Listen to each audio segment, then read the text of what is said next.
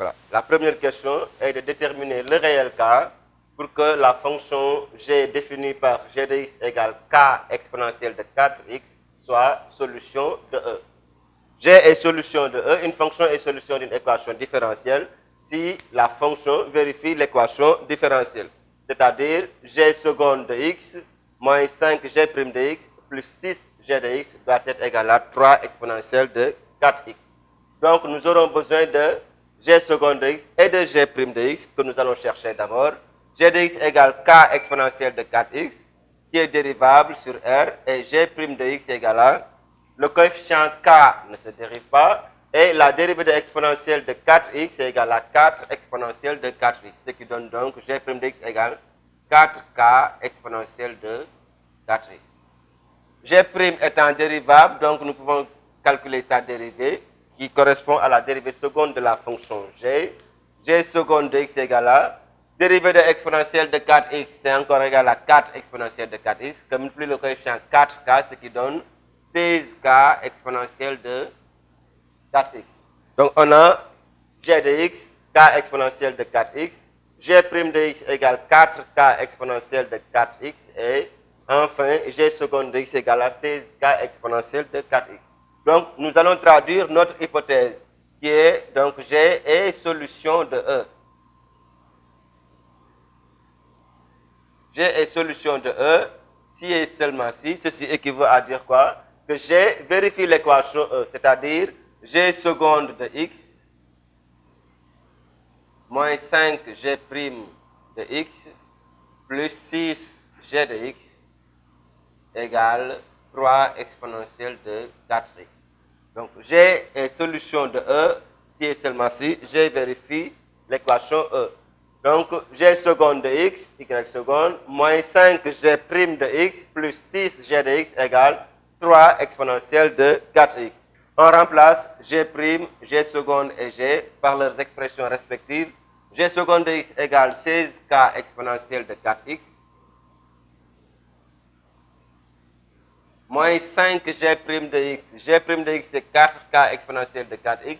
Que multiplie moins 5, ce qui donne moins 20k exponentielle de 4x, plus 6g de x, 6k exponentielle de 4x doit être égal à 3 exponentielle de 4x.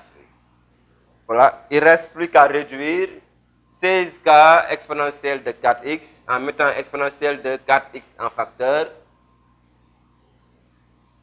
On obtient 16k moins 20k plus 6k, le tout que multiplie exponentielle de 4x doit être égal à 3 exponentielle de 4x. 16k moins 20k, ce qui donne moins 4k, moins 4k plus 6k, ce qui donne 2k, donc on obtient 2k exponentielle de 4x égale 3 exponentielle de 4x. Par conséquent, maintenant, il ne reste plus qu'à identifier les coefficients qui sont d'une part 2k exponentielle de 4x et d'autre part 3, donc le coefficient 3 exponentielle de 4x. Par conséquent, on a égalité des coefficients, c'est-à-dire 2k égale 3, ce qui nous permet d'avoir la valeur de k égale 3,5. Et donc, la valeur de k pour laquelle G est solution de E, c'est k égale à 3,5. Donc, conclusion concernant cette première question, g de x est égal, on remplace k par sa valeur, 3,5 de exponentielle de 4x et solution de E. Donc, c'est ce qu'on appelle une solution particulière de l'équation différentielle E avec second membre. Donc, une équation différentielle avec second membre, première chose, il faut déterminer une solution particulière de cette équation différentielle avec second membre. Et cette solution particulière doit être une fonction qui a la même forme que le second membre. Qui est le second membre de l'équation donc l'équation différentielle du second ordre? C'est 3 exponentielle de 4x. Donc, on vous demande de trouver le réel k pour que g de x égale 4 exponentielle de 4x soit solution de E. Pour qu'une fonction soit solution d'une équation différentielle, il faut qu'elle vérifie l'équation différentielle. On remplace y seconde par g seconde de x, y' par g' de x et y par g de x. Et on obtient donc cette égalité 2k exponentielle de kx égale à 3 exponentielle de 4x. Puisqu'on a exponentielle de 4x, exponentielle de 4x, donc on identifie, pour qu'on ait l'égalité de ces deux expressions, il faut donc que les coefficients soient égaux. Quels sont les coefficients du premier membre? C'est 2k, et du second membre, c'est 3k. Par conséquent, 2k égale 3, ce qui donne k égale 3 demi.